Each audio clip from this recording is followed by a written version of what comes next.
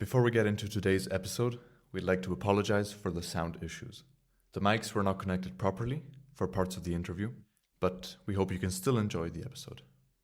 Today, we're on the streets of Munich, and we're joined by internationally renowned violinist Andrea Cicalese. Hello.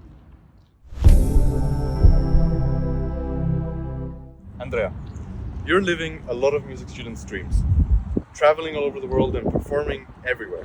But what's one thing about this lifestyle that you wish you'd known before it started? I think something I wish I knew as a student is that even people at the top of this profession don't feel like they know what they're doing either.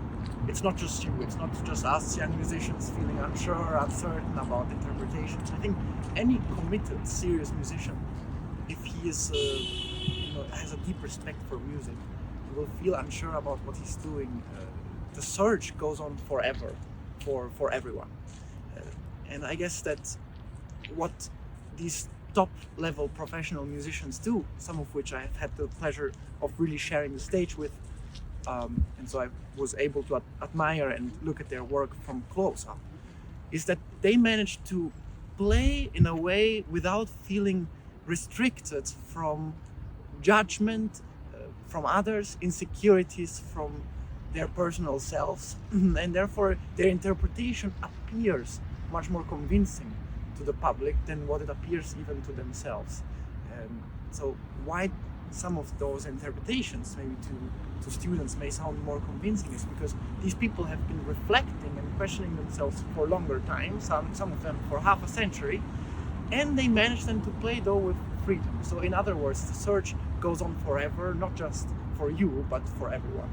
So when you go on stage, just play, nobody knows the answers to your questions, and certainly not the public.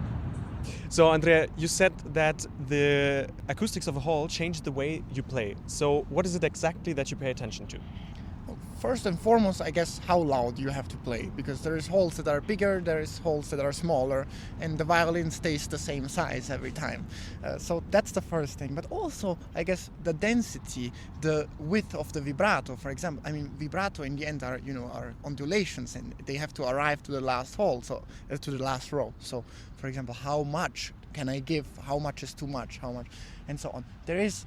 In a recent conversation with violinist Pinkas Zuckerman, who came to my concert in the summer, I played an open air concert, and then we started talking about acoustics, and he told me, always play to the exit sign, always play to the last corner of the hall, and I think that's very true. So if you try to put a person in the last row, play for them. And then of course there is halls which make it very easy for you to play, such I'm thinking Berliner Philarmonie or Tonhalle Zürich, where I played and I had to do nothing and it sounded amazing. Then there is halls which are more difficult. For example, Isarphilarmonie here in Munich, I find extremely difficult to play in, because when you play you feel like your sound has no reach at all. And so in total what I try to do in a dress rehearsal is to set up expectations for myself on how I'm gonna feel at the concert playing in this hall. Like, the hall is the way it is. I can change the way I play, but in the end, how do I feel and how can I make it comfortable to feel the best? That's what I do. And so if you're playing an open air concert at the beach, as you did, where's the exit sign there?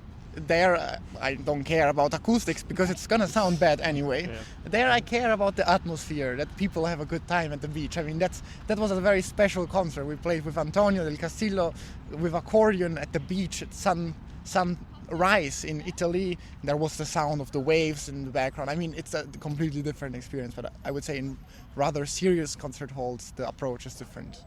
Next up, can you walk us through how your career got started? I mean, to be honest, my career started quite by chance. In fact, when I was 17 years old, I was studying as a pre-college student in conservatory in Germany, and the conservatory offered the chance to play Sibelius Violin Concerto with a professional orchestra. And in that occasion, the conductor I worked with enjoyed our collaboration, invited me to play again with him in Munich. Simultaneously, I got an invitation from Alexander Malefeev, the pianist, to play with him in America.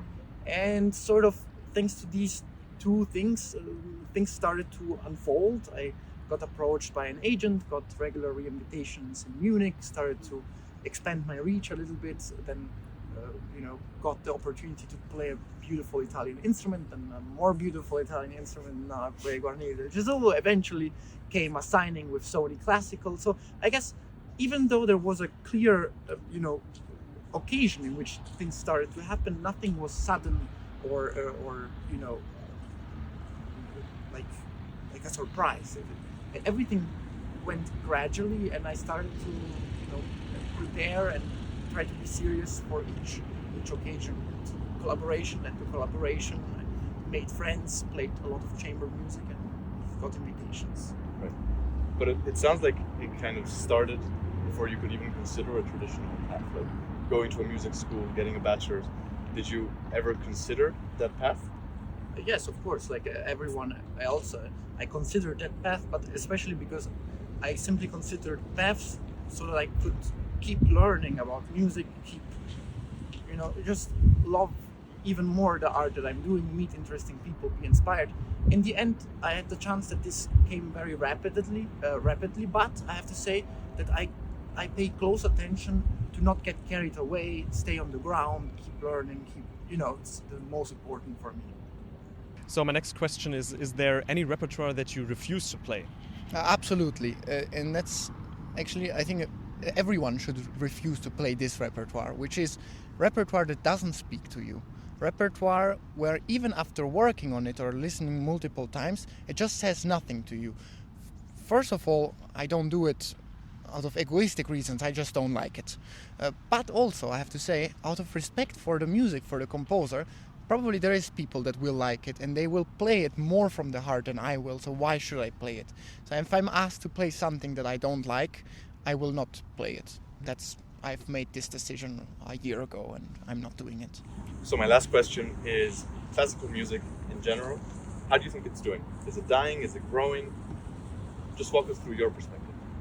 Well, first of all, I have to say I've had a so-called career maybe just for 1 or 2 years, so I'm not an expert in this. What I can see maybe in comparison to the past is that interpreters are less stars than before. We don't have big stars in interpretation. This is for many reasons, I guess. One of them being that we have a lot of people playing concerts. I mean, alone here in Munich, every 2 days you have someone that is considered an international star playing a concert, or every 2 months there is a new winner of some international competition, because there is simply far too many. And what I care to say is that I believe that what fills the halls nowadays is rather the programming. So in order for classical music to keep developing the way it developed until now, with such a noble art form, so beautiful to so many people, I guess it's to educate the public, or through the media, for example, or even through conversations with friends about repertoire, about why we think repertoire is so beautiful. And I consider it also the responsibility of any young musician to support and play the music of contemporary composers, which they feel deserve to be heard, have a voice, have something to say. Because only this way classical music can keep developing. Oh, and the last question is, what aspect of your playing are you working on the most?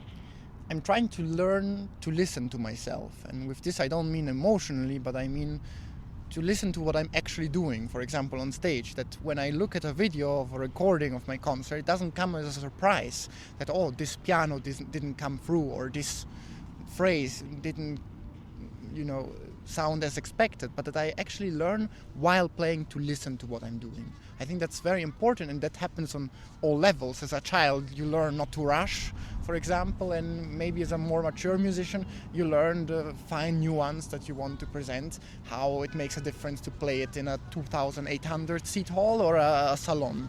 And I guess that's to listen to what you're doing. That's what I'm working on right now. Wonderful, thank you so much. Thank you. And finally, let's hear Andrea Cicalese's top comment. Young musicians should stop dismissing people who have less knowledge about music or cultural history than them. Culture should never be used to diminish people, but rather to invite them into what we are doing, make them understand why what we do is something you love so much. Culture should never be used as an offense, but only as a defense when needed.